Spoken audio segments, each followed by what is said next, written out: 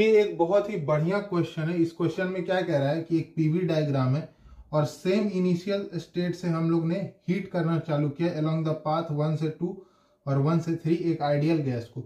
हमें बताना है कि 1 से 2 के अलोंग हीट ट्रांसफर ज्यादा होगा या 1 से 3 के अलोंग। ठीक है, तो इस तरह का क्वेश्चन हम लोग, ये काफी ज्यादा फ्रिक्वेंटली पूछा जाने वाला क्वेश्चन है। इस तरह का क्वेश्चन पूछा जाता है बेसिक थर्मोडायनेमिक्स में।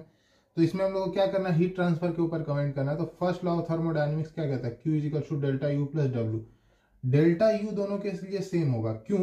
क्योंकि ये एक आइसोथर्मल कर्व है, तो फाइनल टेम्परेचर दोनों 2 और 3 पे सेम होगा और इनिशियली दोनों सेम पॉइंट से स्टार्ट हो रहा है, तो चेंज इन इंटरनल एनर्जी दोनों केस में सेम आएगा। तो जिसका वर्क ज्यादा उसी का हीट ज्यादा, हीट इंटरेक्शन ज्यादा। ठीक है, तो वर्क को कमेंट करने के लिए हम लोग क्या करेंगे, ये एरिया निकाल लेंगे।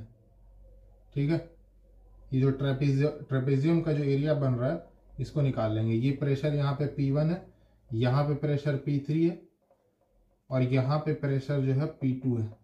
इसका एरिया कितना हो जाएगा, half into P1 plus P2 और यहाँ का वॉल्यूम V1, यहाँ का वॉल्यूम V2, यहाँ का वॉल्यूम V3, V2 माइनस का V1। इसका एरिया क्या हो जाएगा, half P1 plus P3 into में V3 माइनस V1। बस ये दो टर्म को कंपेयर करना हम लोग को। इसको जरा एक्सपेंड करेंगे, P1 V2 माइनस का P1 V1, P2 V2 minus का P2 V1। इसको एक्सपेंड करेंगे, P1 V3 माइनस का P1 V1, P3 V3 minus का P3 V1। देखो P1 V1 यहाँ भी है, P2 V2 और P3 V3 same isothermal curve है ना। अब देखो यहाँ पे P1 है, यहाँ पे P1 है, V2 जो है छोटा है V3 से, तो ये टर्म बड़ा हो रहा है। ठीक है, और P3 जो है, यहाँ भी V1 है, यहाँ भी V1 है, P3 जो है P2 से छोटा है, वो P3 जो है P2 से छोटा है, तो ये कम माइनस हो रहा है। जितना कम माइनस होगा उतना बड़ा टर्म होगा ना।